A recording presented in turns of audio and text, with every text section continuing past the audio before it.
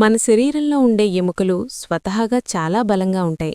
కానీ మగవారితో పోలిస్తే ఆడవారిలో ఎముకలు అంత బలంగా ఉండవు. అదీ కాకుండా మహిళల వయస్సు 30 సంవత్సరాలు దాటిన తర్వాత శరీరంలో ఎముకలు బలహీనంగా అవుతూ ఉంటాయి.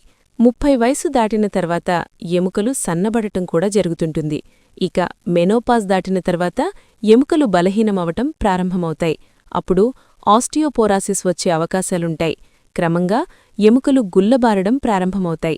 అయితే ఎముకల బలహీనతను అరికట్టేందుకు చికిత్స తీసుకునే ఆహార పదార్థాలపై ఆధారపడి ఉంటుంది. తగిన విధంగా పౌష్టికాహారం తీసుకుంటే ఎముకల బలహీనతను అరికట్టవచ్చు. ఒక వయసు వచ్చే వరకు స్త్రీలు, పురుషులు ప్రతి ఒక్కరూ 1000 మిల్లీగ్రాములు పాలు తాగాలి.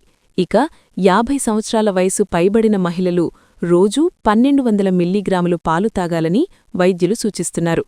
అదే పురుషులతో అయితే 70 సంవత్సరాల తర్వాత 1200 మిల్లీగ్రాములు పాలు శరీరానికి అవసరమని వైద్యులు తెలిపారు. ప్రతి 8 ఔన్స్ల పాలలో 300 మిల్లీగ్రాముల కాల్షియం ఉంటుంది. ఈ కాల్షియం ఎముకలు దృఢంగా ఉండేందుకు దోహదపడుతుంది.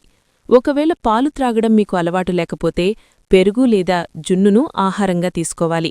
ఉదయం టిఫిన్ తినేటప్పుడు 1 కప్పు పెరుగు తీసుకుని అందులో కొన్ని మంచి పండ్లను వేసుకుని తినడం ద్వారా పెరుగులోని కాల్షియం, పండ్లలోని విటమిన్లు శరీరం తీసుకోవటం ద్వారా బలాన్ని చేకూరుస్తాయి. 1 కప్పు పెరుగులో 8 ఔన్స్ల పాలలో ఉండే మోతాదు కాల్షియం ఉంటుందని పరీక్షలలో నిర్ధారణయింది. పాలలోని తీపి పదార్థాలను అంటే లాక్టోజ్ను తొలగించిన పెరుగు, ఇతర ఆహార పదార్థాలతో కూడా సమృద్ధిగా కాల్షియం ఉంటుంది. వీటిని తినడం కూడా ఆరోగ్యదాయకం. అలాగే బొమ్మిడాయి చేపలలో కాల్షియం పుష్కలంగా ఉంటుంది.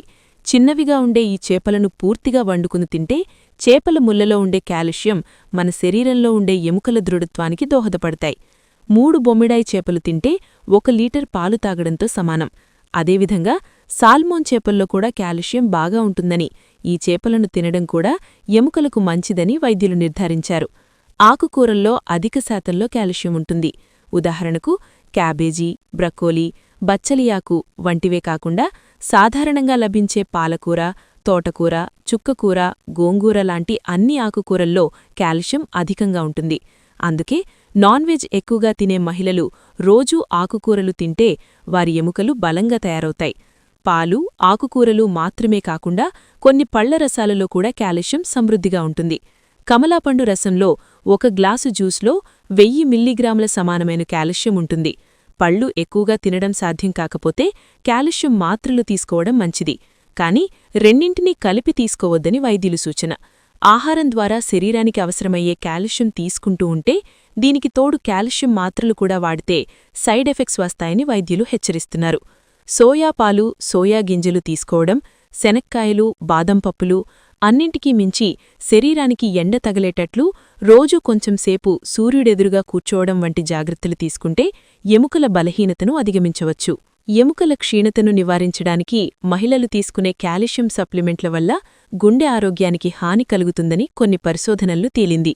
మెనోపాజ్ దశకు చేరుకున్న చాలామంది మహిళల ఎముకల ఆరోగ్యం కోసం వైద్యులు ఈ సప్లిమెంట్లను సూచిస్తుంటారు. కొన్నిసార్లు ఈ బిళ్లలో విటమిన్ డి కూడా ఉంటుంది. అయితే కాల్షియం సప్లిమెంట్లను విటమిన్ డితో తీసుకోవాలా లేదా అనే విషయంపై స్పష్టత లేదు. ఇది గుండె ఆరోగ్యాన్ని ప్రభావితం చేస్తుంది. చాలామంది మహిళలు స్వంతంగా కాల్షియం సప్లిమెంట్లను తీసుకుంటారు. కాల్షియం, విటమిన్ డి తీసుకున్న మహిళల్లో గుండె జబ్బులు వచ్చే ప్రమాదం అధికంగా ఉంటుందని వెల్లడైంది. ముఖ్యంగా గుండెపోటు వచ్చిన మహిళల్లో కాల్షియం సప్లిమెంట్ తీసుకున్న తర్వాత రక్తం, కాల్షియం స్థాయిల్లో ఆకస్మిక మార్పులను పరిశోధకులు పసిగట్టారు. రక్తంలో అధిక కాల్షియం స్థాయికి గుండె ధమనులు గట్టిపడటానికి సంబంధం ఉంది. వృద్ధులు కాల్షియం సప్లిమెంట్ వాడే ముందు ఒకసారి ఆలోచించుకోవాలని పరిశోధకులు చెబుతున్నారు.